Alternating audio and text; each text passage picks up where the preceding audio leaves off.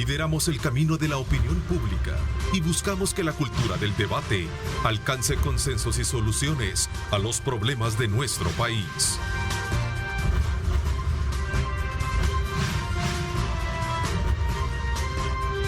Diálogo con Ernesto López. Buenos días, son las 6 de la mañana con 30 minutos, 6 con 30 minutos. Bienvenidos una vez más a una edición de su programa Diálogo 21, en este martes 28 de diciembre de 2021. Antes de presentar a nuestros invitados, quiero aprovechar este momento para expresar a la familia Carranza Cárdenas en California mis más sinceras muestras de pesar por la irreparable pérdida de don Alex Carranza. El día de ayer falleció y quiero aprovechar, expresar mis más profundas condolencias para Alexander, para Betty, para Álvaro, Alvarito, para Nelson, para Francisco Jaime, en fin, para toda la familia por tan irreparable pérdida. Que Dios les dé la paz que se necesita en unos momentos difíciles. Tras esta nueva pérdida, recientemente fue la de su mamá.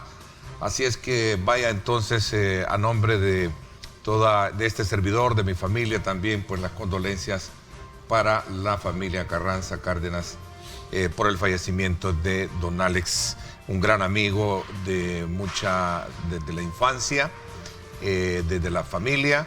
Así es que pues nuestro mejor momento para desearles que Dios los abrace en estos momentos difíciles. Esta mañana vamos a hacer un balance, como hemos venido teniéndolo a lo largo de estos días, relacionado en esta oportunidad para conocer los aciertos y los desaciertos que hemos tenido en materia educativa desde la perspectiva de dos conocedores en la materia. Quiero saludar al licenciado Paz Cetino, y él es maestro y dirigente gremial. Gracias por acompañarnos. Muchas gracias, Ernesto, por la invitación. Un saludo a los televidentes. Quiero también darle la más cordial bienvenida y agradecerle a Javier Hernández, presidente de la Asociación de Colegios Privados, quien a lo largo de las temáticas que hemos abordado siempre, tanto en radio y en televisión, está en la disponibilidad de dar los aportes importantes sobre el tema. Gracias por acompañarnos, Javier. Bienvenido. Gracias, Ernesto. Buenos días, Paz. Un saludo para nuestros televidentes y por supuesto a toda la comunidad educativa salvadoreña. Sin duda alguna, la educación representa un pilar fundamental en el desarrollo de cualquier sociedad. El país no está exento de esto, y sobre todo cuando se trata de medir los alcances que han tenido en los últimos años las apuestas que los gobiernos han hecho en esta materia. Antes de poder ir a las puntualidades que a lo mejor nos lleven a conocer desde la perspectiva de ustedes cómo están ese modelo, me gustaría saber en términos generales cómo para ustedes cierra este ciclo del año 2021. Bueno, este ha sido un año realmente inédito. Nuevamente nos hemos enfrentado a una realidad de un desarrollo educativo con bastantes limitantes. Obviamente el mundo ha enfrentado lo mismo, pero hemos tenido que ir haciendo lo que se puede con lo que se tiene. Así se ha sacado adelante un sistema educativo con muchas deficiencias de desarrollo de calidad de educación. Sin embargo, pues el sistema público y privado, por medio de su base magisterial, digamos, por sus maestros, los docentes y el respaldo de los padres de familia y la anuencia del estudiante, pues ha logrado que el sistema educativo no tenga tanta, digamos, lamentable pérdida de calidad como la que pudiese haber tenido si no hubiésemos tenido, digamos, ese heroísmo del padre de familia de incorporarse a una trayectoria de desarrollo educativo con tantas dificultades, y un estudiante que pues logró sobresalir a este esfuerzo de enfrentar una pandemia en condiciones digamos, de encierro al principio, después de una semipresencialidad y después de una virtualidad en la cual pues no ha sido fácil sobresalir. A ver, Paz Cetino, ¿cómo lo ven también desde esa generalidad, el cierre del año, para poder medir los alcances que pueda tener este, digamos, modelo educativo que en el país se ha venido desarrollando a lo largo, no de esta administración, a lo largo de estas últimas 2 décadas, porque creo que ese es importante resaltar, destacar que la educación no la podemos medir de 1 año, 2 años, hay que ver de dónde venimos, ¿verdad? Dónde estamos y hasta dónde queremos ir, ¿eh? Bueno, lo que tenemos en educación hoy por hoy es lo que no hicimos en 25 años atrás. Hay que partir de ahí. Venimos de un maltrecho sistema educativo, con muy poca inversión pública, con problemas de infraestructura, problemas de violencia de todo tipo. En ese sentido, la pandemia viene a pegarlos, como decimos, el tiro de gracia. Y enfrentamos una realidad para la cual nadie, creo que ningún sistema en el mundo estaba preparado. El sistema salvadoreño, el sistema educativo salvadoreño, peor, porque no contábamos ni siquiera con una plataforma que nos permitiera comunicarnos con los estudiantes. Entonces, tal cual dice Javier, hay que destacar el heroísmo del sector docente, los maestros que hicieron, como decimos nosotros, de tripas corazones, los padres y madres de familia que en buena parte, más quizás en el sector privado que en el sector público, se incorporan más de lleno al proceso de educación de sus hijos, pero en su mayoría estuvieron interesados y sacando adelante esta situación. El año que termina, 2021, tuvimos mayor capacidad de interactuar con los estudiantes. Primero porque entramos a la semipresencialidad, un grupo de estudiantes bastante considerable, regresó a las escuelas, los padres tomaron la decisión de enviarlos a las escuelas, tuvimos mejor contacto con ellos. De ahí se fueron como mejorando las estrategias de comunicación, ya sea por la vía del teléfono o de la vía de la computadora, para con los estudiantes. Claro, en el sistema público, que es al cual yo me debo, las condiciones son mucho más difíciles que en otras condiciones de sector privado. Ya para poder hacer una medición de mediano, corto, largo plazo, basta ver los resultados con los cuales se hacen las mediciones de cómo los estudiantes terminan su ciclo académico. Por ejemplo, la prueba Avanzo y otros que están ahí, me gustaría de alguna manera tomarlo como punto de partida para saber cuál es la interpretación que se le puede dar al resultado de las mismas. Bueno, lo que sucede con las pruebas que miden o que podrían medir el avance de los estudiantes en un determinado periodo de estudio, son un poco también subjetivas, Ernesto. Okay. Si usted se fija... ¿Y es para medir el avance o es para medir el estado actual? Yo creo que es el estado actual. El estado actual es el que se mide. Pero fíjese usted cuál ha sido el comportamiento de todos los funcionarios o de todos los gobiernos. Todos hablan de que la situación está bien, que está estable, que vamos avanzando, cuando en realidad no ha sido así. La prueba, sí, te tira una medición, da un parámetro para que nosotros identifiquemos dónde estamos, qué áreas son las que tenemos deficitarias y de seguro que tienen que ser fundamentales para la planificación futura. En ese sentido, cuando nosotros escuchamos a los funcionarios del Ministerio de Educación dando a conocer los resultados de Avanzo, bueno, primero hay que decir que se cambió la prueba PAES, se transitó a Avanzo, que es una prueba que se hace ahora en línea, los estudiantes, bueno, según los resultados, van abandonando el nivel básico, se ubican en su mayoría en el nivel intermedio y hay un poco de avance en el nivel avanzado, ¿verdad? Entonces, son procesos que se dan en las casas, en sus hogares, en su mayoría, y uno no puede decir con certeza de que esta prueba fue realizada a conciencia por el estudiante.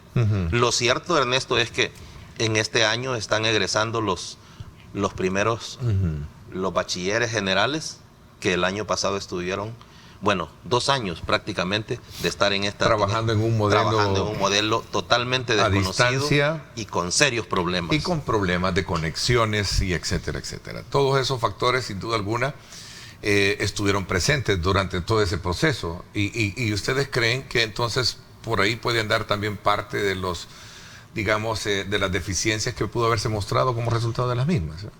Fíjese que cuando esto es contradictorio, porque cuando los estudiantes van a la Universidad de El Salvador a hacerse la prueba de ingreso, ahí se ve otra realidad. Es otra realidad. Es otra realidad.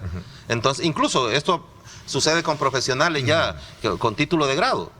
Por ejemplo, los abogados que van a hacerse el examen, los maestros que se hacen las pruebas del examen de suficiencia, ahí se ve otra realidad. Entonces, habría que ver cómo está diseñada la prueba, ¿ya? Con qué nivel de conciencia se realizó también la prueba para determinar esto. Vamos a ver cuál es tu punto de vista con relación a estos elementos que hemos abordado, Javier. Bueno, al ver la parte seria de lo que es la medición de la educación, el efecto, digamos, del impacto que tiene que ver con las diferentes variables que pueden modificar el esquema de la calidad educativa del país, y teniendo a la base una medición que no solamente es avanzo, Ernesto, hay también en la parte de básica la evaluación de Conociendo Mis Logros, que también fue una parte encuestativa que se aplicó a los estudiantes, y yo creo que es bueno reconocer que nos han anunciado que El Salvador también ya está de nuevo integrándose a evaluarse internacionalmente con las pruebas que habíamos abandonado evaluar. O sea, ya eso es buena noticia. ¿Por qué hay que medir estos resultados? Digamos, nos dan alguna orientación de aciertos y desaciertos en educación. ¿Por qué hay que hacerlo? Bueno, en educación media es importante porque nosotros podemos, de acuerdo a los resultados obtenidos, tomar decisiones de modificar los planes, digamos, de educación que podamos tener para ciertos periodos de gobierno. Y eso también pasaba con la PAES. Era para eso se medía. Pues, y si no se hacía para eso, ¿para qué había que medir la educación? Significa esto de que avanzo, como dice mi amigo Paz Cetino, los funcionarios expresan muy buenas expectativas, muy buenos resultados de esto, pero a la base de todo esto hay que ser objetivos en cuanto a reconocer si existe un margen de error en los resultados. Por ejemplo, no es lo mismo que tú hagas una prueba presencial a que la hagas virtual. Entonces ahí ya existe un margen de error que puede haber sobre los resultados obtenidos. Luego hay que ver si la prueba también, cuando tú estás ponderando las calificaciones, esta ponderación te va lanzando a escalas en las que puedas tú tomar decisiones de decir del 1 al 3 el país tiene en cierta disciplina un potencial ya capitalizado o no.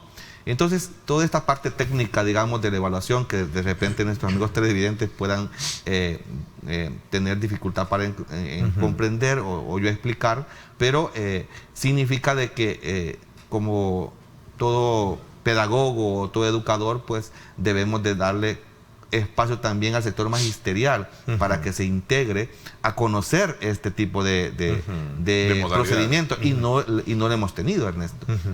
Digamos que los docentes hemos tenido poco acceso a conocer, digamos, la metodología, el instrumento, por ejemplo. Ningún docente, por ejemplo, conoce los ítems que se aplicaron. Hay que reconocer algo que lo he visto y lo he escuchado de algunos especialistas también en el tema, que decir de que obviamente la pandemia vino a cambiarnos, nos sorprendió a propios y extraños. Sí, claro. O sea, nos preparamos sin duda alguna para ver el tema de salubridad, ¿verdad? Gracias a Dios. ¿Qué fue prioridad? ¿Qué fue prioridad?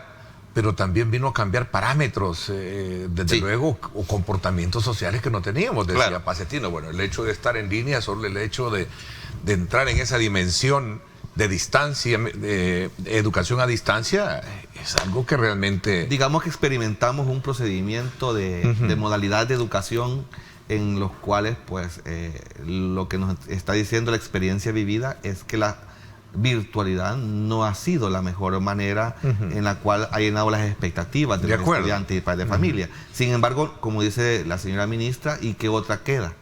Sí. Y no hay otra opción. Entonces significa esto de que o nos adaptamos a estas nuevas modalidades o no tenemos otra opción para poder o nos quedamos encaminar. sentados de brazos cruzados. Exactamente, o sea, no entonces algo quedarnos, había que hacer y lo hicimos. Sí, es claro. Sí, sin embargo... Bueno, también el plan, y esto hay que reconocer, el hecho de que también el gobierno a través del Ministerio de Educación, la entrega también de computadoras a estudiantes, que creo que ha sido también otro de los, digamos, aciertos en esa materia, ¿no? No, si eso es uno de los aciertos. Puede que hayan más todavía de lo que el gobierno en educación ha aplicado para esto. La señora ministra en este set Digo, lo ha como explicado. instrumento para medir Claro. los alcances que ha tenido el Por poder supuesto. someter a prueba este... Pero tampoco puedes tú, digamos, evaluar una prueba avanzo de 2 años que ha sido una promoción, Ernesto, totalmente semipresencial. Y que el 50% ha sido totalmente virtual. Sí. Porque es un 2020, de un primer año de bachillerato, totalmente virtual. Y un año 2021 totalmente semipresencial. Esta modalidad de educación te pone a ti en un escenario en el cual obligadamente tienes que contemplar las variables de la modalidad versus si en el futuro esto va a ser presencial, va a ser complicado estos promedios obtenidos en el 2021 compararlos con el 2022-23 en adelante. Como decías al principio tú, ¿verdad? La historia de la educación en el país y lo que ha venido dándose reforma tras reforma nos ha traído a pensar que pocos aciertos hemos tenido en lo que hemos por décadas no hemos logrado hacer por exactamente décadas, o sea. Y como decía Pacetino, bueno, lo que ahora estamos viviendo nosotros es lo que se construyó hace mucho tiempo. Pero lo más triste aquí es donde debemos de poner nosotros atención, es que lo que estamos construyendo hoy es lo que vamos a cultivar dentro de 15 años o de 20 años. O sea, los niños que están en parvularia hoy, ¿cuál es la base que estamos nosotros instalando para que pudiésemos tener dentro de 15 años un profesional o un preprofesional o un bachiller de cuántos quilates de formación, de cuánto capital académico de integración? Entonces, en todo ese sentido, creo que hay una responsabilidad del Estado en tener una fuerza grande, robusta, de planificación eficiente, de organización adecuada, de instalación e innovación educativa. Y yo creo que han mostrado el gobierno ciertos, digamos, indicios de que eso se está haciendo. Sin embargo, hace falta llegar a la escuela, al colegio, al aula, para que esto sea más efectivo. Ok, ¿qué conexiones hay entonces entre, digamos, entre esas piezas que son fundamentales, ¿verdad? La directriz, la escuela, los padres de familia, los profesores, que creo que alguien decía ahí, bueno, y las deficiencias de los profesores, ¿qué hay de eso? ¿Qué se hace para eso? De algunos, yo no quiero hacer una generalización, perdón. Sí, Gracias por eso. Sí, no quiero generalizar porque no creo que sea así. Así es. Sí, en los últimos meses se ha puesto en boga esta discusión, generada precisamente por la titular del Ministerio de Educación. Y por una evaluación que al final Exactamente. conocimos, ¿verdad? Sí, nosotros como pedagogos estamos claros de que, Ernesto, si alguien saca 8 en una prueba de conocimientos y el otro saca 4, no quiere decir que el que saca 4 únicamente sabe la mitad de lo del otro. Eso es una equivocación. A nosotros nos hicieron que renunciáramos a la educación bancaria de hace tiempo. Era una lucha, que renunciemos a la educación bancaria, sino que enseñemos a los estudiantes mejores estrategias de cómo accesar al conocimiento. Y hoy al conocimiento se accesa con unas cuantas teclas. Es sencillo. Pero en el discurso de los funcionarios actuales, si usted no pasa una prueba, no es buen maestro. Yo escuchaba a un periodista hacer una presentación de noticias y en un momento determinado dijo que Santa Rosa de Lima pertenecía al departamento de San Miguel. Yo dije, si la ministra de Educación escuchara a este periodista, diría que es mal periodista. Tiene un problema de ubicación geográfica, ¿no? Que se puede corregir muy fácilmente. Como pudo haber sido también un lapsus, o sea, exactamente. Un error involuntario, ¿no? Esto algo eventual. A veces a unos también, aquí se le van, como decimos a buen salvadoreño, las cabras. Esto puede suceder en todas las profesiones, Ernesto. Sí, claro. ¿Qué es lo que sucede? Yo en un set como este me encontré una persona, una muchacha muy buena comunicadora, y me dice, fíjese que yo soy maestra de parvularia. No puedo ejercer la docencia ahorita porque no pasé la prueba de CAP. Mire qué drama. Entonces, pero una muchacha con muchas habilidades para comunicarse. Entonces uno dice, si esta señorita tiene muchas habilidades para comunicarse, ¿qué es lo que necesitas tú en la educación parvularia? Eso, habilidades para comunicarte. No necesitas ser un todólogo. Claro, cultura general se necesita. Pero para enseñar a leer a los niños, para enseñar conocimiento a los jóvenes, de la escuela pública, que es el sector que yo conozco, que más conozco, se necesita más que tener almacenado una cantidad de conocimientos en la memoria. Se necesita un fuerte compromiso social, se necesita amor por esos niños que en su mayoría, una buena parte diría yo, tienen problemas de familiares, no tienen el apoyo de la familia. O sea, hay estudiantes, nosotros recibimos una buena cantidad de estudiantes en la escuela pública que lo que logran hacer o el éxito que tienen depende en buena parte de la ayuda de los profesores, porque sus padres no están al pendiente de ellos. O sea, son hogares que no le dan el valor agregado a la educación. Entonces, sí, en ese sentido, el maestro necesita tener ese amor, esa vocación, porque sí, el tema de la vocación versus la motivación están divorciados o deben de ser, digamos, o debe de ser esto un matrimonio. Pero yo creo que hay que reconocer que el sacrificio que hacen algunos es definitivamente admirable. Ver el esfuerzo que tienen que trasladarse a X lugar en condiciones difíciles, las condiciones que a lo mejor entendería yo que ya se ha superado algunos problemas de infraestructura o inseguridad. ¿Qué piensan ustedes de eso? Yo porque todo el mundo dice, bueno, ¿y es por vocación, por amor a la profesión, o es que verdaderamente necesitan también ser motivados con un buen salario, con una buena prestación social, etcétera, etcétera? Es un error quejarse del maestro docente que tenemos actualmente en las condiciones que está y evaluarlo a priori sobre su desempeño o su capacidad. En primer lugar, el sacar un juicio sobre si el docente es deficiente y generalizarlo, como tú decías al principio, puede ser que no sea lo mejor, peor en la boca de un funcionario. Porque cuando tú tienes una profesión certificada, un título, una acreditación, un escalafón, eso te da a ti un valor. Y no puede ser que te lo menosprecien, te lo devalúen de primas a primeras, digamos, porque una prueba de 15, 20 minutos dice que tú eres menos de lo que tu título dice que eres. Entonces creo que es un error, en primer lugar. En segundo lugar, los docentes que tenemos ahorita, Ernesto, en activos, digamos, y los que están por querer ser activos, estos docentes han sido formados por el gobierno. Ha permitido que las universidades privadas y las universidades públicas formen este tipo de docentes. Entonces, tú no puedes quejarte de lo mismo que tú has formado. Es un error. ¿Qué hay que hacer entonces si existe una deficiencia, si existe una incapacidad o una desactualización docente?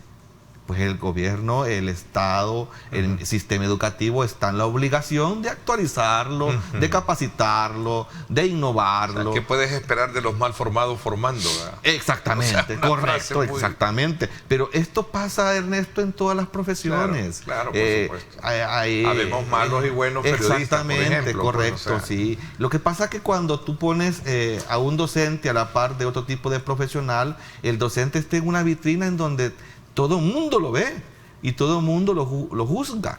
Es que es fácil verlo y decir su forma de caminar, su forma de expresarse, su forma de pensar, su forma de...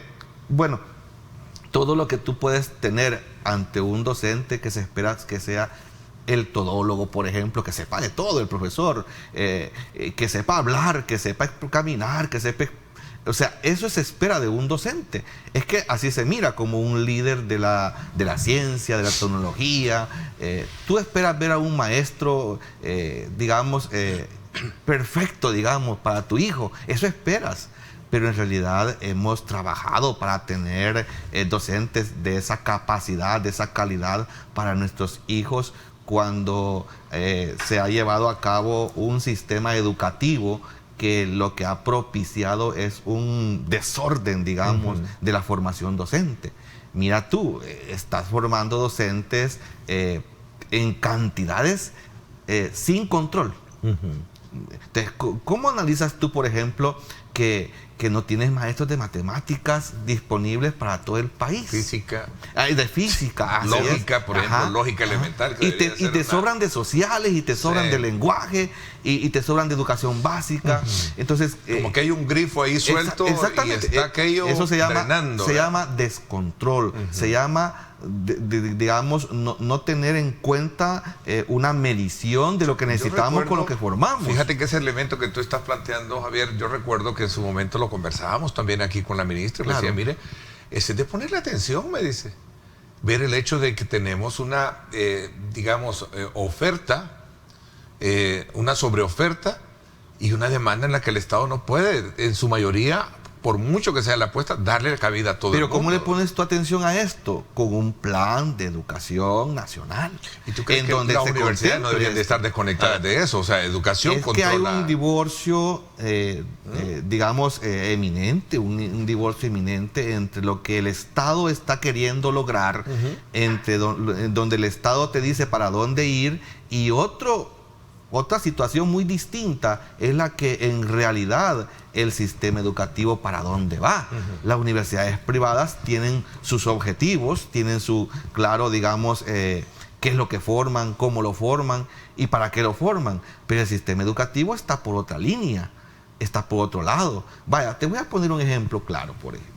Así, el próximo año 2022, la educación pública, digo porque la privada ya estamos en el camino de que lo hemos hecho siempre, la educación pública debería tener ya instalado los maestros de inglés desde parvularia hasta 9º grado. Yo quiero saber quiénes van a dar inglés en educación básica el próximo año, porque es una ley que debe de darse para el próximo año. Que va a ser bilingüe la educación exactamente, pública. Entonces dime tú. Entonces, ¿cómo se resuelve eso? Y estamos a cuántos días de empezar el año escolar 2022. Entonces, por poner un puntito ahí, digamos, un ejemplo de lo desordenado que un sistema educativo parece estar y cuánto trabajo tenemos para ordenarlo. De los grandes desafíos que tiene el nuevo, digamos, esta nueva visión que el gobierno, porque otro de los grandes, digamos, defectos, voy a hacer una pausa para que lo sigamos siempre bajo esa mirada que ha planteado Javier, del tema de la formación, de esa desconexión que a lo mejor existe, es el tema relacionado precisamente con aquellos elementos de políticos, la política pública de educación que vienen a ser cambiadas por los gobiernos que lleguen, ¿verdad?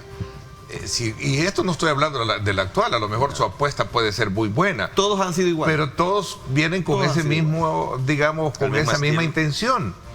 Yo recuerdo que en una de las administraciones pasadas hubo una funcionaria que hablaba del plan 2021. Sí. ¿Verdad? Y que fue, desde luego, con rimbombante la presentación, con el acompañamiento de todos los sectores y ONGs, ¿verdad? Pero a la larga después vino otra administración bajo otra visión, creo que ya entra el FMLN en esa, digamos, en ese periodo, y se cambia toda la... ¿Sabes qué tienes ahorita como sistema educativo? Tienes un vestido remendadísimo. Sí. Puros remiendos. Sí. Puros remiendos. Exacto. Y entonces, es lo que hay que arreglar. Ese es digo, ¿por qué razón no ver en función de un trazo donde haya, digamos, una política de Estado? Una política de Estado. A largo plazo. A largo plazo, ¿verdad? Bueno, Los y idealismos. vamos a ver el tema. Son idealismos. Sí, claro. Yo creo que ese es el problema. El idealismo en algún momento, Sí. fundamental. Vamos a la pausa, regresamos con más. Son las 7 de la mañana. En punto, gracias a usted por estar con nosotros en esta mañana de día martes 28 de diciembre. Vamos contando las horas, ¿verdad? Para culminar el 2021. Pausa.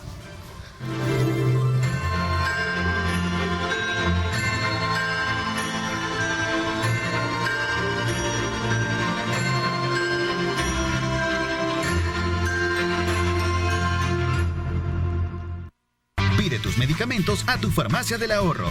Súmate a nuestros clientes que confirman que su app del ahorro es fácil de usar, fácil de pedir. Descarga ya tu app del ahorro. Bien, recuerde usted que en Farmavalue, tu farmacia del ahorro, el ahorro está en tus manos.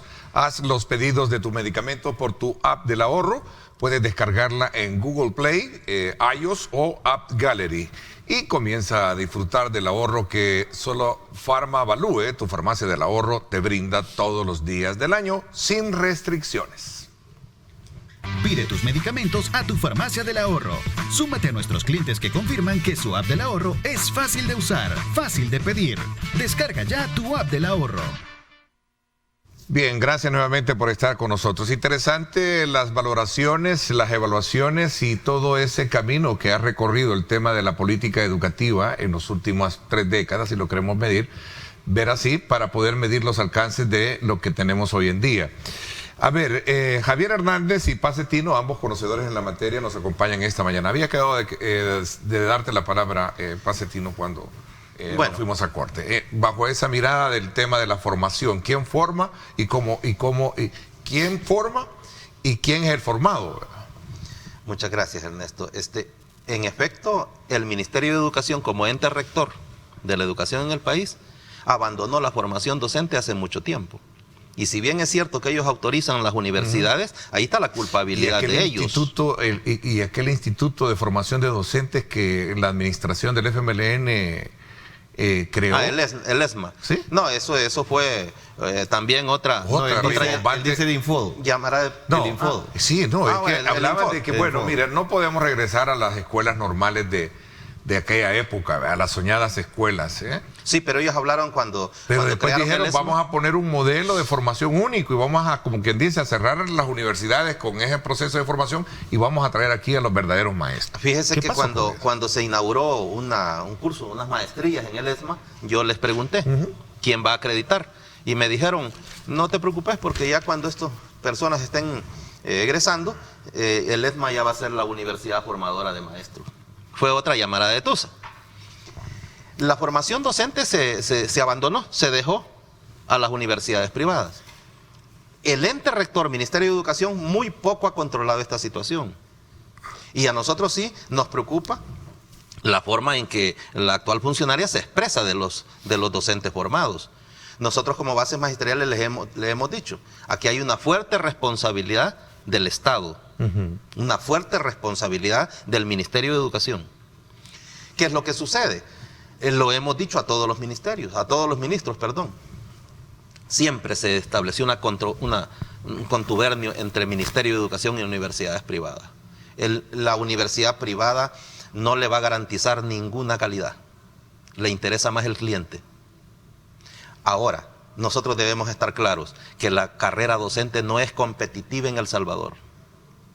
Usted no le puede pedir al mejor estudiante que egresa de bachillerato, ese estudiante que se comunica muy bien, que tiene muchas habilidades, que usted considera que puede ser un buen maestro, usted no le puede recomendar que se vaya a la carrera porque lo que le va a preguntar es, ¿me va a condenar a una vida económicamente cruel? Porque mire, Ernesto, al magisterio en este país se le dan $117, $125, menos los descuentos, de incentivo.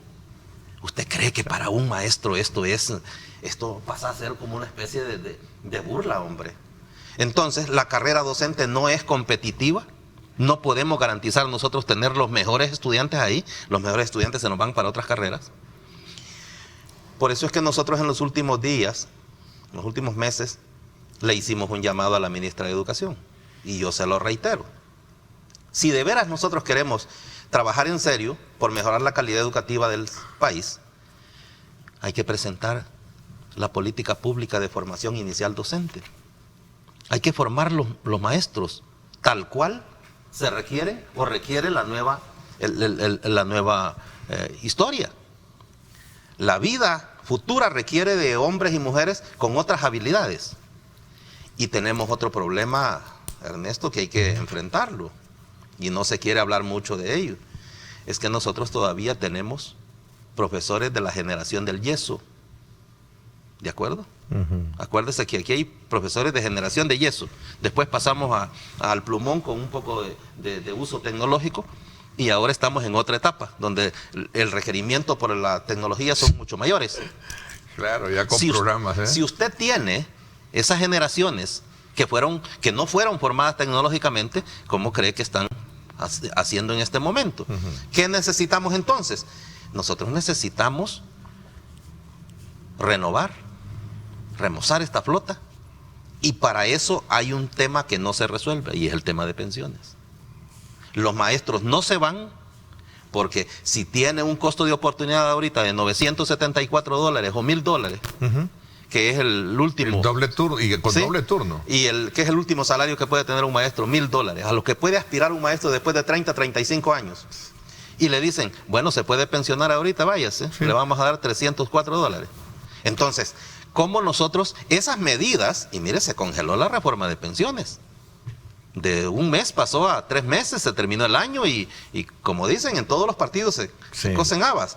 Aquí nosotros necesitamos primero presentar la política de formación docente, la política de formación inicial docente, y para los que están en servicio, utilizar el Instituto de Formación Docente para, como decimos, ponerlos al hilo. Porque si nos quedamos solo a criticar como está haciendo la actual funcionaria, no, con la crítica no vamos a resolver nada. A ver, ¿cuál es el paso? Y nos quedan ya los pocos minutos para ir de alguna manera sacando conclusiones y recomendaciones, porque uno de los principales, digamos, objetivos que tienen programas como los que este servidor desarrolla siempre es echar una mirada crítica, pero también constructiva. Es decir, ok, esto es lo que tenemos. Y aquí venimos, aquí estamos. ¿Qué necesitamos para dar ese salto cualitativo, más que cuantitativo? Porque de cuantitativo tenemos, digamos, programas y planes a lo largo de los años, históricamente creados. Pero, ¿qué necesitamos para dar ese salto cualitativo en la educación salvadoreña? Bueno, creo que necesitamos comenzar a sacar la educación de la política partidaria y llevarla a la política social. Eso pasa por... Que sea política de Estado. Exactamente, claro, ¿no? Correcto. Entonces eso significa de que no se instrumentalice la escuela como un medio para poder captar votos, sino para poder dinamizar el sistema educativo para una proyección de desarrollo del país. Y en ese sentido debemos de reconocer los esfuerzos grandes que se han hecho por tener un sistema educativo robusto. En todos los gobiernos creo que ha habido buenas intenciones, pero sin embargo lo que podemos ver como producto de un sistema educativo es que siempre ha hecho falta algo. Y ahí es donde está, digamos, la variable de queja de todo el mundo. Y ahí es donde debemos de comenzar a ver qué hace falta. Bueno, ¿qué hace falta aquí? ¿Es bueno las computadoras? Claro que sí, eso es buenísimo. Es más, nosotros como colegios privados estamos pidiendo que los estudiantes de colegios privados en estado de vulnerabilidad también se les entreguen computadoras.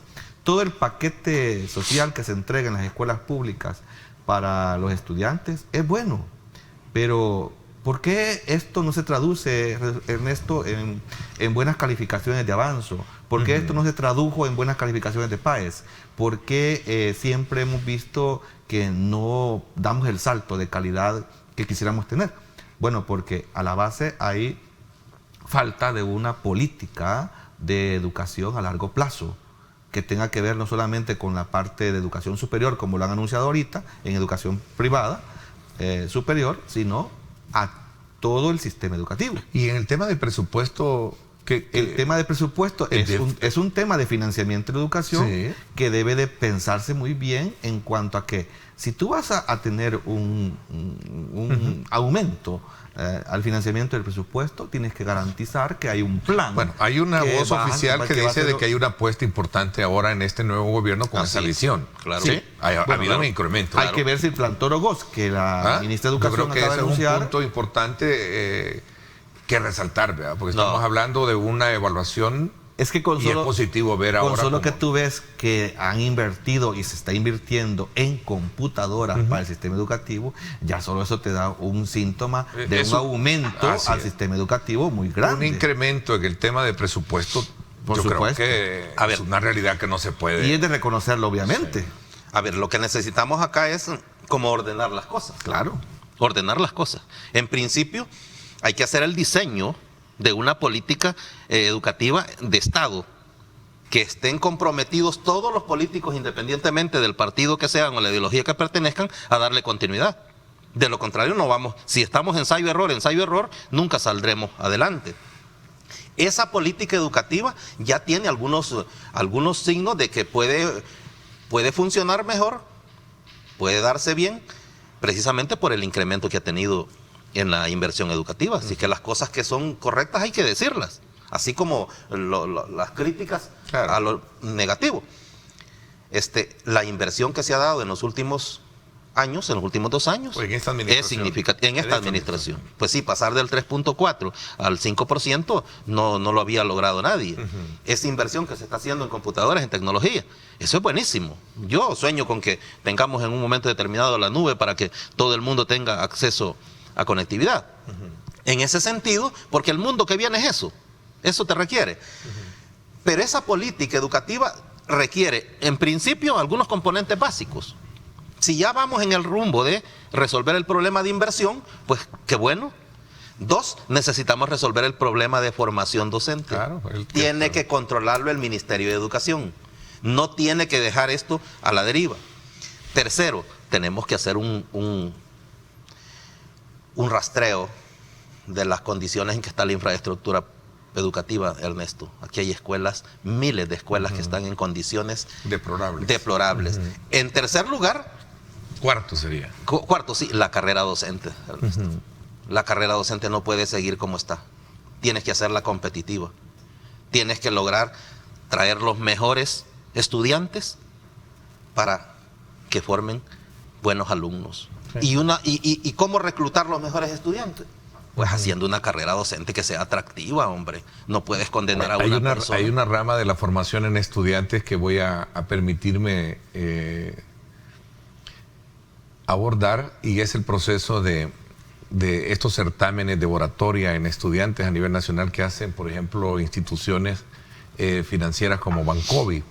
Tuve la oportunidad en varias ocasiones, y un saludo muy especial para su presidente, sus demás miembros ejecutivos, que promueven este tipo en los estudiantes en varias ocasiones. Sí, y he tenido la oportunidad de estar como jurado calificador en varios certámenes, y da gusto ver definitivamente cómo se expresan, ¿verdad? Sí. Cómo ha sido todo el proceso a eso quería un poco abonar al tema de verdad, de cómo la educación debería de ser bajo una mirada competitiva, que decía. Solo termino con esta idea, mira, Ernesto. Uno en la escuela se da cuenta que ahí hay excelentes pintores que traen esa vocación para pintar. La música, no se diga, todas las disciplinas del arte, usted las conoce ahí, usted se da cuenta de los estudiantes que tiene, pero ¿sabe cuál es el problema de este sistema educativo?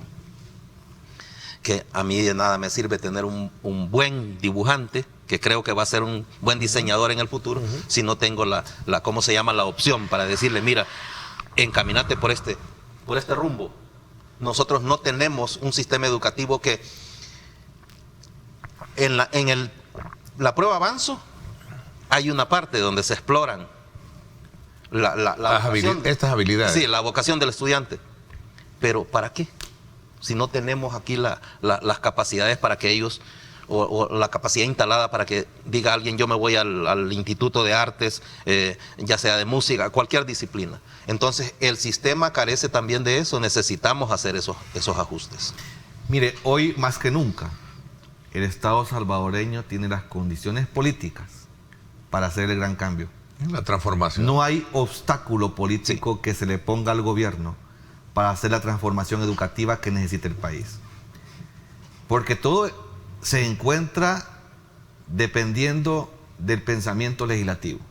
Si las leyes te dan la oportunidad de tener un mejor presupuesto, tienes un mejor presupuesto. Si las leyes educativas te dan lugar a tener un mejor plan de educación para el país, ahí lo armas y ahí lo apruebas y es ley. La política de educación a largo plazo debe nacer en el Ejecutivo y debe legalizarse en el Legislativo para poder aplicarse y poder vivirlo, poder transformar la educación del país. O sea, no hay hoy, y no creo que podamos tener en el futuro, mejor oportunidad que la que tenemos ahora para poder hacer la gran transformación educativa, porque las condiciones están dadas. Hay un partido muy fuerte en el gobierno, que es del gobierno, y que podemos tener leyes acordes a lo que necesitamos para transformar el país. El escenario político le permite al Ejecutivo maniobrar bajo esa visión de lo que es lo que quiere hacer. Completamente. No hay objeción, como en el pasado han tenido todas las divergencias de... Y no sabemos si después puede haber otro escenario tan favorable como el que hay ahorita, pero hoy por hoy es de aprovechar ese escenario. Me parece interesante la reflexión. Ya para finalizar, pasa. Bueno, nosotros como personas que nos hemos dedicado toda la vida. Como maestro, ¿verdad? Sí, al ejercicio. Hablemos como maestro. Al ejercicio de la docencia. Que conocemos dónde están las virtudes y dónde están los desafíos. Creemos que tal cual dice Javier, este es el momento de que de veras transformemos este sistema. Nosotros estamos dispuestos a contribuir con ello, pero necesitamos un poquito más de diálogo en esto. Necesitamos más diálogo. Y sobre todas las cosas, en representación de muchísimos maestros que siguen esperando cómo resolver un tema que en realidad está llevándose de encuentro a la educación del país, que es el tema de pensiones, para poder remozar la flota docente. Vaya para todos los profesores, maestros de nuestro país y que nos ven también allá afuera, pues ese reconocimiento invaluable, ¿verdad? Porque realmente dan mucho por el esfuerzo y el sacrificio por formar, a veces en condiciones, como lo decíamos, para unos bien difíciles, ¿verdad? Inseguridad, traslado, en fin, y las motivaciones que deberían de haber o incentivos para ellos. Gracias, Javier, como siempre un gusto haber compartido este tema contigo. Gracias. Gracias, un abrazo por supuesto para todo el sector de la comunidad educativa salvadoreña y quienes también nos sintonizan fuera del país. Gracias, Pacetino, también. No, muchas gracias, Ernesto, y un saludo fraterno para los maestros, que la pasen muy bien el fin de año. Así es, en efecto, me voy a una pausa. Cuando regresemos, el director de Protección Civil nos va a hablar acerca de un balance de emergencias que hemos tenido en las últimas horas y lo que viene por delante. Estará con nosotros el licenciado Luis Alonso Amaya. Así es que desde ya acompáñenos, 7:21 minutos, regresamos con más.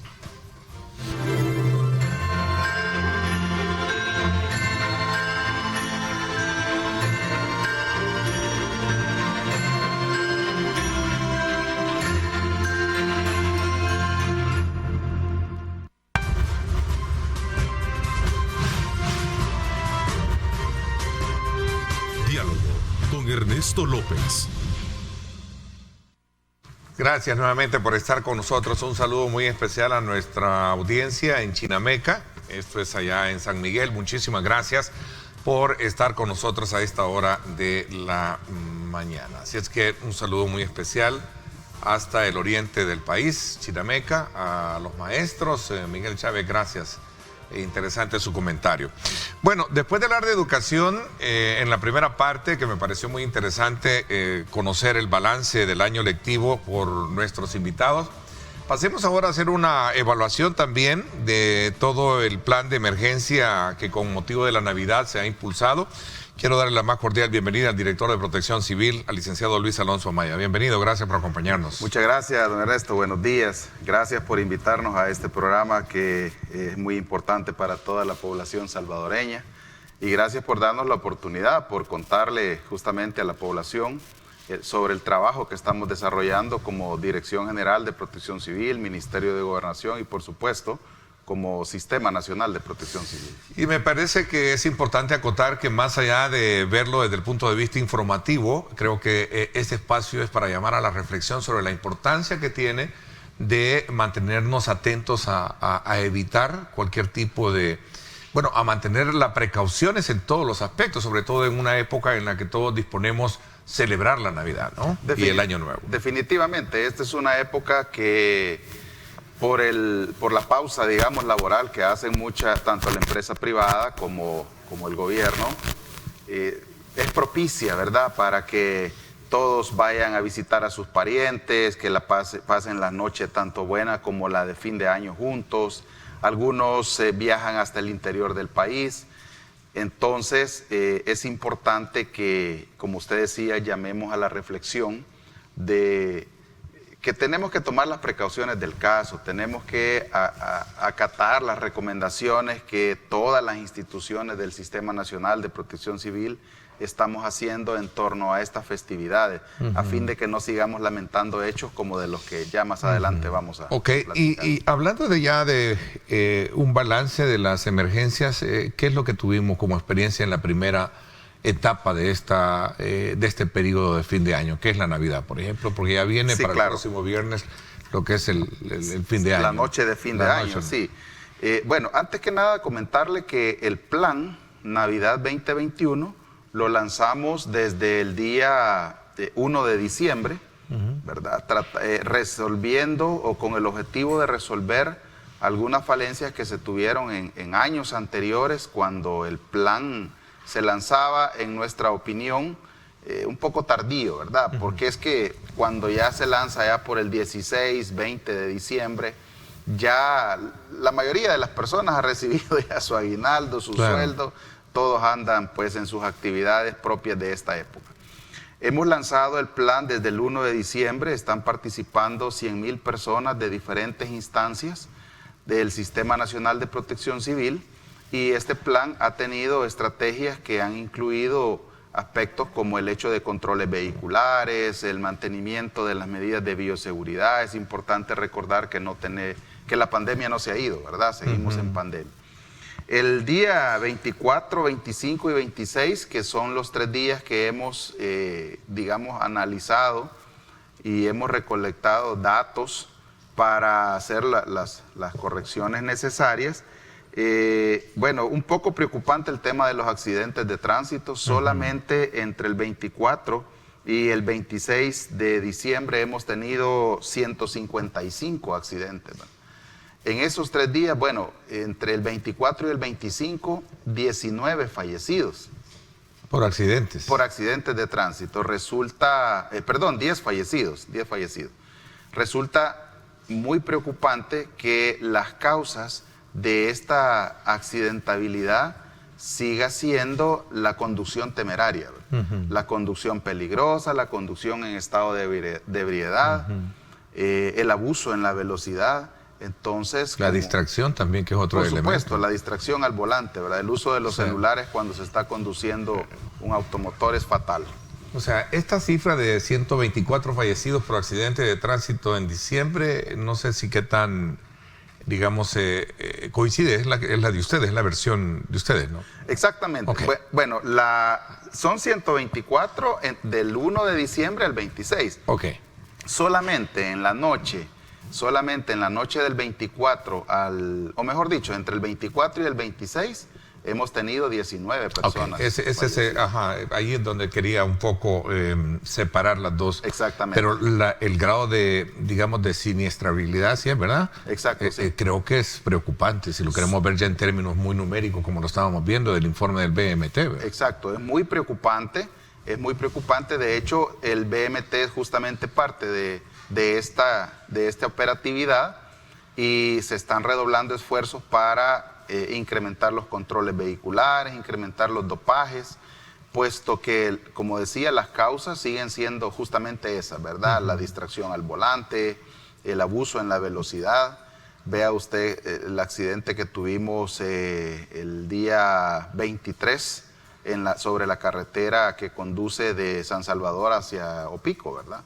Un accidente pues sumamente fatal, trágico. O sea, yo creo que la población salvadoreña es clave en esta operatividad. El plan, si bien es cierto, como gobierno estamos trabajando, como siempre, poniendo en el centro de nuestro trabajo la población, ¿verdad? Todas las instituciones del Sistema Nacional de Protección Civil ahora mismo están trabajando incansablemente 24/7, como nos lo ha instruido el señor presidente, pero resulta que la población también tiene una parte importante. Es que a eso iba. Aquí hay dos, hay dos escenarios. Uno, el ejercicio de atención que tienen en este caso, las instituciones como la que usted representa, y por otro lado también la responsabilidad de cada uno a la hora, el tema educativo. Definitivamente. El tema educativo, educativo desde el punto de vista de disciplina. Claro, ¿no? Claro, definitivamente. Aprovecho este espacio que es muy visto por la gran mayoría de la población salvadoreña para hacer la reflexión, como usted decía, invitarlos a que seamos responsables. En la consecución de un accidente, decía yo ayer, el elemento importante es justamente el conductor del vehículo. Creo que no es nadie, ninguna persona en su sano juicio quiere cargar con la pena de haber provocado el fallecimiento de un pariente o de un tercero, ¿verdad? Porque son accidentes, pero también un grado de responsabilidad puede tener, ya sea por distracción, por manejar en condiciones dopadas o lo que sea. Definitivamente, definitivamente. Yo creo que hay que ser muy responsables en la conducción de los vehículos. En la revisión de sus vehículos también. A eso justamente iba, porque aunque no es una de las causas principales, el hecho de fallas mecánicas, pero también existe eso, ¿verdad? O sea, ayer yo decía, cuando presentamos el balance general, decía, si van sobre todo a las personas que están pensando viajar al interior del país, como usted decía, falta también la noche de fin de año, luego viene el 1 de diciembre, donde la mayoría de las personas deciden ir, o bueno, tal vez no la mayoría, pero una buena parte decide o trasladarse a la playa. Sí, el 1 de enero. Exactamente. Entonces, invitarlos a que en el preciso momento que están planificando esa salida, que se tomen el tiempo de revisar su vehículo, revisar el sistema de frenos, revisar las llantas.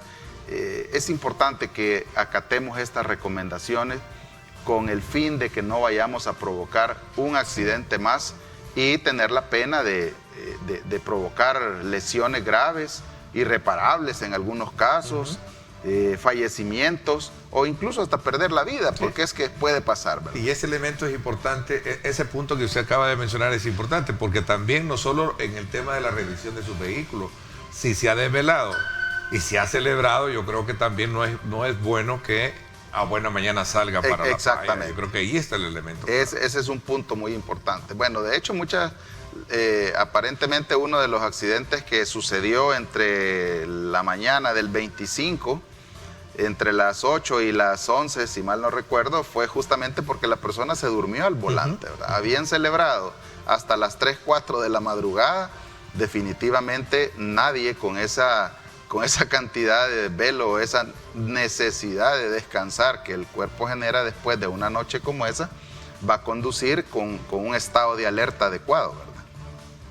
Ok, interesante. Me piden una pausa. Cuando regresemos, ¿cómo está trabajando coordinadamente Protección Civil? ¿Siempre activos con otras instituciones? Por supuesto, por supuesto. Y el elemento de persuasión o de promoción de campaña, que creo que es importante también medir, digamos, los alcances que esta tiene a partir de los resultados que se tienen hasta este día, porque la celebración también, o mejor dicho, en el tema de emergencia no solo viene en las carreteras, está en los balnearios, está también en casa con el tema de la quema de pólvora, por ejemplo. Incluso la montaña, ¿verdad? La montaña. Muchas personas deciden irse. Vamos a hablar de esto cuando regresemos. Por cierto, hablando de montañas, Un saludo muy especial para las autoridades del Ministerio de Turismo, a la ministra y también al Instituto Salvadoreño de Turismo. Ayer fue aperturado, ¿verdad? El Instituto, el Parque Walter Tilo Denninger, ¿verdad? Sí. Parque Sur City, creo que le llama. Exactamente. Así es que para que usted tenga también otra de las, opciones de ir a departir con sus familias y disfrutar de lo que es precisamente la montaña. Vámonos entonces a la pausa. Gracias por estar con nosotros esta mañana.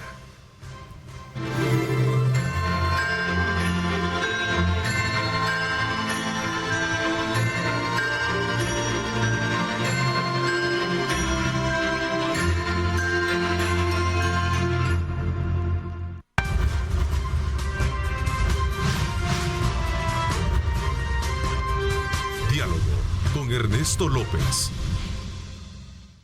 Gracias nuevamente por estar con nosotros. Continuamos conversando con el director de Protección Civil, el licenciado Luis Alonso Amaya, en una evaluación precisamente sobre las emergencias hechas con motivo de la Navidad y ahora que estamos también a las puertas de la celebración de la noche para Año Nuevo. A ver, se ha logrado activar lo que es el COE, el Centro de Operaciones Especiales. ¿Cómo está la coordinación que se tiene con el resto de instituciones que participan en este plan? Desde el 24, aunque el plan lo estamos ejecutando desde el día 1 de diciembre y terminará hasta el 3 de enero, el día 24 de diciembre se activó el Centro de Operaciones de Emergencia, donde tenemos representación de todas las instancias operativas del Sistema Nacional de Protección Civil. Fuerza Armada, Policía Nacional Civil, Ministerio de Salud, Cruz Roja, Comandos de Salvamento y Cruz Verde. Desde esta instancia, nosotros no solamente estamos desarrollando los controles respectivos, sino que también se hacen las coordinaciones necesarias cuando hay que movilizar, por ejemplo, cuando hay que movilizar algún equipo especial. Los equipos tácticos de emergencia, movilizar personal de la unidad de guardavidas que recién fue presentada, la unidad de guardavidas del Ministerio de Gobernación, de Protección Civil, y que ya nos ha dejado muy buenos resultados, ¿verdad? Apenas fue lanzada el día 20 de diciembre y entre el 24 y el 26 pues se han desarrollado un poco más de 50 rescates.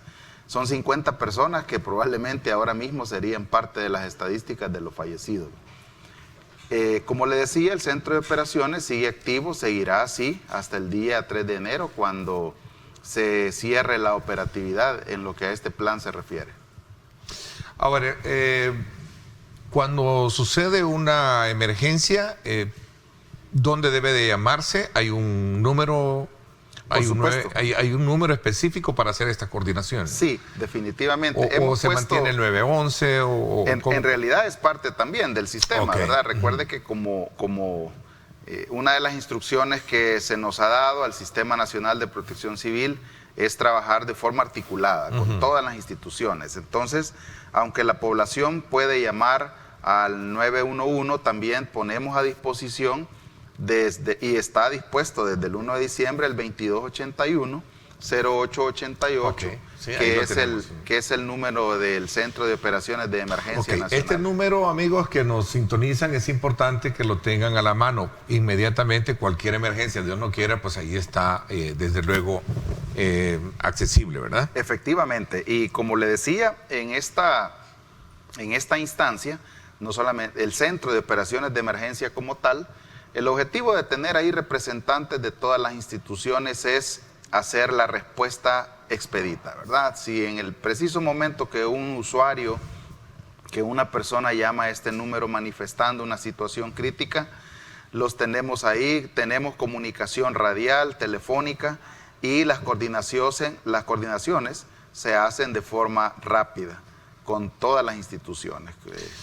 A ver, usted mencionó de que es importante saber que hay una cobertura completa, llámese en las playas, llámese en la carretera, llámese también en las montañas.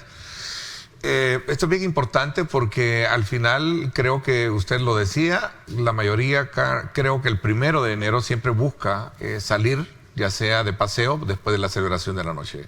Definitivamente. De fin de año. El plan, como lo decía hace algún momento, tiene 4 estrategias principales.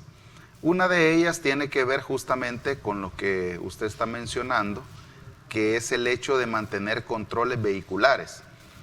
Nos ha funcionado, aunque tenemos un buen número de accidentes, nos ha funcionado en buena parte del país, ¿verdad? Entonces, esa es una estrategia que se va a mantener hasta el día 3 de enero. Otra estrategia que incluye este plan son los patrullajes disuasivos, los patrullajes que también permiten identificar a aquellos conductores que van a excesiva velocidad, ¿verdad?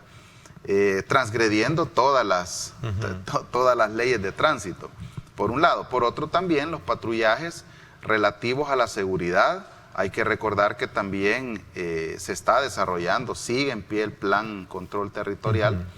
Y en épocas como esta, la situación de la seguridad es de mucha importancia para nosotros porque pues, los ampones saben que en esta época las personas andan disfrutando, visitan centros turísticos. Se ha desplegado todo un operativo, insisto, son 100,000 personas las que están trabajando de diferentes instituciones y que no solamente incluye la capital, incluye los centros turísticos, la montaña, ahora que también se ha inaugurado, que nos causa mucha alegría y también me uno a sus felicitaciones hacia el Ministerio de Turismo y el Instituto de Turismo, la inauguración del parque, que es uno de los recursos turísticos muy buenos que siempre ha tenido el país. Sí, estaba en total descuido. Sí. Y ahora, pues, con un esfuerzo supremo que ha hecho el Ministerio, claro, se ha reinaugurado. Por toda la caracterización de su vegetación, ¿verdad? Exacto. Caducifolia y todo tipo de bosques que tiene, ¿no? Es sumamente interesante. Entonces, cobertura sí existe en todas estas áreas, exacto, ¿no? Exacto. Por mar, tierra y aire, porque también entiendo que la Fuerza Aérea está también siempre muy... De hecho, sí, la Fuerza Armada con sus 3 ramas está involucrada en el plan, ¿verdad? La rama aérea, la rama naval y, por supuesto, el ejército. La otra estrategia que también estamos desarrollando es la verificación de medidas de bioseguridad en los centros turísticos, haciendo un llamado, y aprovecho nuevamente el espacio que usted nos brinda para invitar a la población salvadoreña a que mantengamos en todo momento las medidas de bioseguridad, ¿verdad? La pandemia, insisto, no se ha ido, seguimos en pandemia. El gobierno del presidente Bukele ha hecho un esfuerzo supremo, un esfuerzo muy importante para reducir. Somos ejemplo en Centroamérica y en América Latina en el manejo de la pandemia, pero hay que recordar que todavía seguimos en pandemia. Entonces no está de más seguir utilizando las medidas de bioseguridad. A esto también se le suma la inspección. El plan, desde la consecución, desde el momento que lo estuvimos trabajando, nos enfocamos no solamente en la parte reactiva, como se ha hecho en otros tiempos. Queremos también insistir mucho en la parte preventiva. Justamente por eso, el Cuerpo de Bomberos, que ha tenido un trabajo, digamos, muy tesonero en estos días, ha desarrollado inspecciones en todos los puestos de pólvora, que es uno de los comercios que en esta época... Yo creo que ese es importante, digamos, detenernos a examinar también, porque parte de la celebración del Año Nuevo, de la noche de Año Nuevo, es el tema de la quema de pólvora. ¿Qué se tiene para poder controlar este plan? Voy a hacer una pausa, la última, y regresamos con ese tema para poder desarrollarlo, y sobre todo también para motivar e incentivar a la población y especialmente a los padres de familia a mantenerse vigilantes, ¿verdad? Para que sus hijos no vayan a tener un accidente, ¿verdad? Cualquier persona, porque hasta grandes lo tienen, ¿no? Bueno, de hecho ya sí, lo conocimos. Hemos visto que han habido adultos quemados, ¿verdad? Así es. Voy a la pausa. Gracias por estar con nosotros y regresamos con más.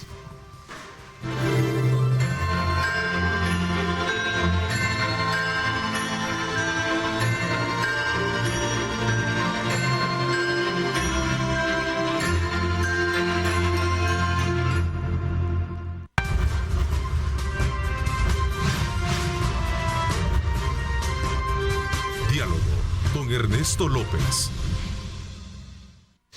Gracias nuevamente por estar con nosotros. Un saludo muy especial a nuestros buenos amigos allá en Santiago de María, a Chamba Duque, allá precisamente. Gracias por estar en sintonía de este programa y a todos los que nos están sintonizando.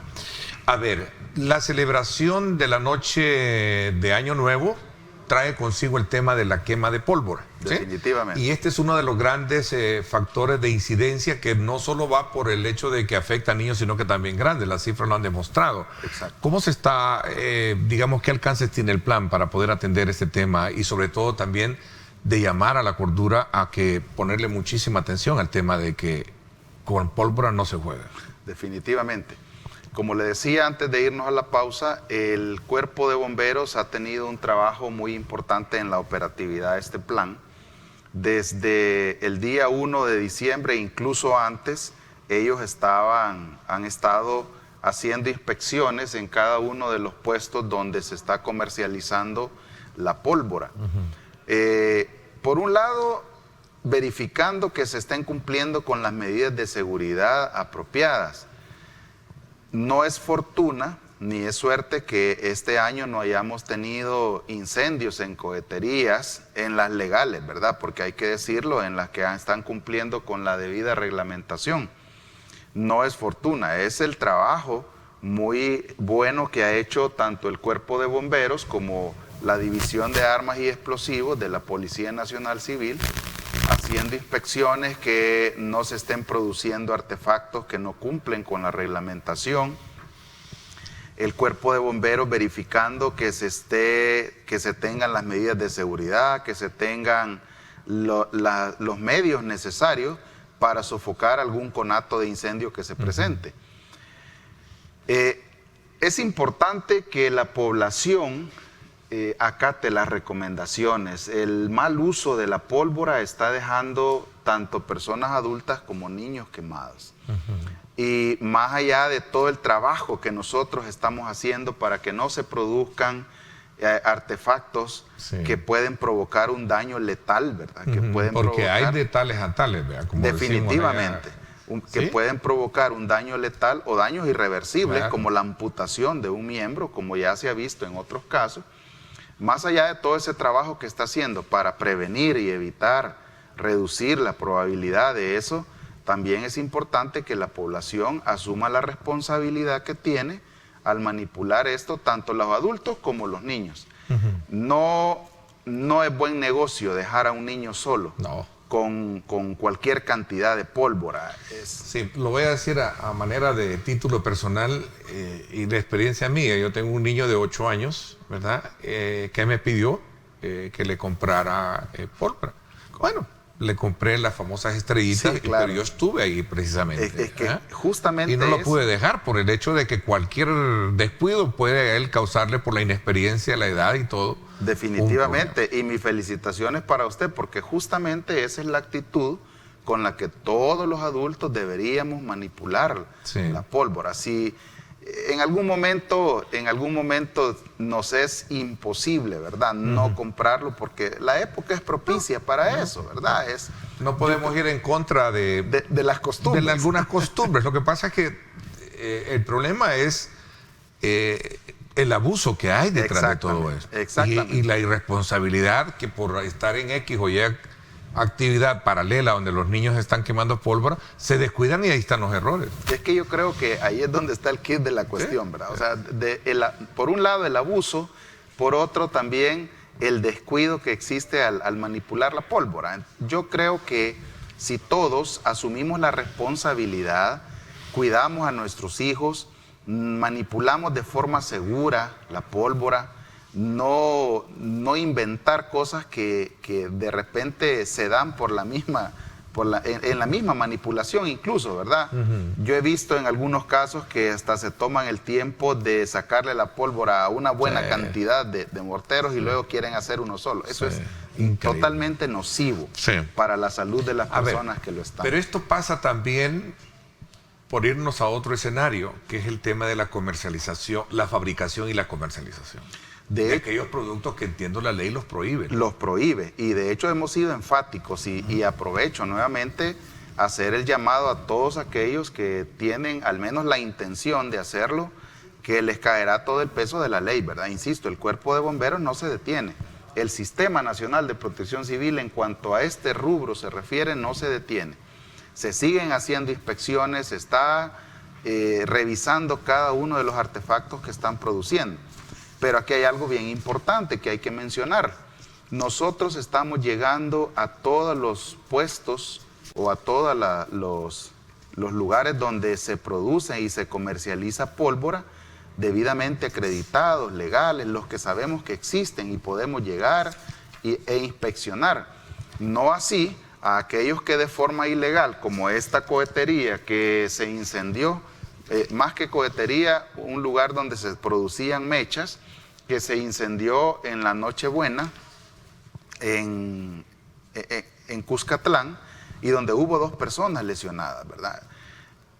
Nuevamente el llamado es a que no se haga ese tipo de prácticas, ¿verdad? Son nocivas para la salud, atentan contra la misma salud de las personas que de forma ilegal están produciendo pólvora o están produciendo artefactos explosivos. Ok, voy a aprovechar estos minutos pocos que nos quedan, pocos minutos, para poder hablar también sobre otras actividades en las cuales, en el caso de Protección Civil, no solo se activa para las temporadas, llámese de fin de año, Semana Santa, agosto, sino también de una evaluación del trabajo en términos de digamos, ese modelo de atención, de emergencia que se tiene para cualquier situación de riesgo. Pasamos ya un invierno, estamos en la época seca, pero tenemos el problema de los incendios, por ejemplo, a raíz también de todos los vientos que se presentan. Definitivamente. Como Sistema Nacional de Protección Civil, somos una instancia que trabaja 24/7. De hecho, el Centro de Operaciones de Emergencia, que está habilitado desde el 24 y estará así hasta el 3 de enero, es una instancia que, cumpliendo con una metodología de trabajo denominada MACOE, Manejo y Control de Operaciones de Emergencia, tiene la capacidad de expandirse y contraerse. Ahora mismo expandido se llama Centro de Operaciones de Emergencia. Sí. Cuando se contrae, regresamos a nuestro trabajo habitual de 24 horas, 7 días a la semana, a partir de una instancia denominada Centro de Monitoreo Nacional. Trabajamos muy de la mano con todos los gobernadores y alcaldes que, ejerciendo su función de presidentes de comisiones departamentales y comisiones municipales, son un ente activo muy importante del Sistema Nacional. Ahora mismo nosotros estamos ya planificando el trabajo que se hará, la visión con la que este gobierno está trabajando, la temática de la gestión de riesgo y la respuesta a emergencias se ha caracterizado, en primer lugar, por ser previsores, no esperar hasta el último momento en hacer los planes. Estamos, para que tenga una idea, estamos ya pensando en el plan invernal, ¿verdad? Estamos pensando empezarlo cuanto antes, estamos trabajando para que eso así sea y resolver esos problemas que siempre han existido y que de repente nunca han tenido la atención debida. El gobierno del presidente Bukele se ha caracterizado por eso. Y bueno, ahora tenemos un funcionario en el Ministerio de Gobernación que le ha dado la importancia debida a esta temática. Se ha hecho una inversión muy fuerte para todo el Sistema Nacional. A la Dirección General de Protección Civil se le ha hecho una inversión muy fuerte y ahora esperamos ser mucho más efectivos, no solamente en la respuesta, sino en la previsión y en la reducción del riesgo como tal. Ok, interesante para poder de alguna manera cerrar, llamando a la población para que todos prestemos atención a las recomendaciones y más que a las recomendaciones a que nos volvamos digamos, responsables, cada uno de poder de alguna manera colocar sobre la base la precaución a la hora de manipular pólvora, tanto para sus hijos, conducir y visitar lugares que también representan un riesgo, ¿verdad? Porque eso es bien importante. Así es que el tiempo se me fue. Gracias por haberme acompañado. Muy oportuno el momento para poder de alguna manera abordar este tema. Gracias por acompañarnos. Gracias a usted, todo lo contrario. Gracias a usted, don Ernesto, por invitarnos, por darnos este espacio para poder hablar sobre este plan y hacer el llamado a la reflexión, como usted decía, a las personas en la manipulación, en la conducción. Hay que ser responsables, ¿verdad? Claro. El elemento importante aquí en la ejecución y en la prevención de más casos tristes que sea la responsabilidad. Así es. Gracias por haberme acompañado. Feliz año nuevo. Vámonos desde luego a despedir de ustedes, como siempre invitándolos a que nos acompañen. Arriba mi gente trae desde luego esa energía que le pone a todas las mañanas para que ustedes la pasen súper bien. Quédense con nuestra programación. Gracias.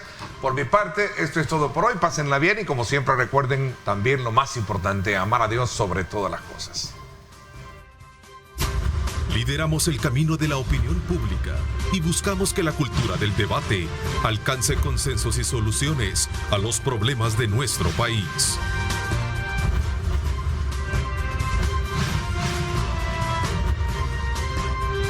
Diálogo con Ernesto López.